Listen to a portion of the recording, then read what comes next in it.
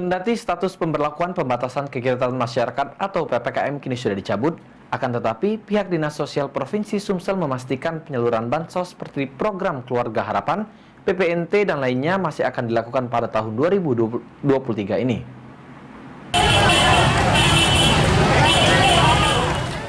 Sesuai dengan arahan Presiden Republik Indonesia, status pemberlakuan pembatasan kegiatan masyarakat atau PPKM kini sudah dicabut. Akan tetapi, hal tersebut bukan berarti bantuan sosial yang disalurkan kepada masyarakat juga akan dihentikan. Kepala Dinas Sosial Provinsi Sumatera Selatan Mirwansa mengatakan, meski kini aturan PPKM sudah dicabut, namun penyaluran bansos seperti program Keluarga Harapan, PPNT, dan lainnya masih akan dilakukan pada tahun 2023 ini, guna membantu perekonomian masyarakat yang terdampak pandemi selama beberapa tahun terakhir.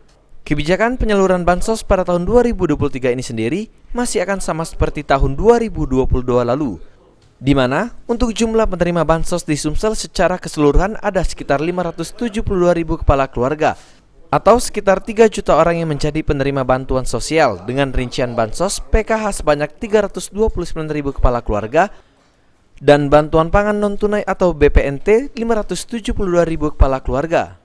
Dari kebijakan tersebut, salah satunya adalah bansos itu tetap diteruskan di 2023.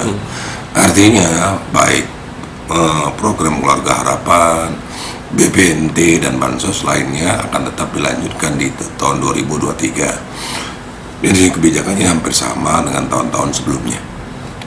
Kalau untuk secara keseluruhan Pak, untuk penerima bansos di Sumsel ini berapa banyak?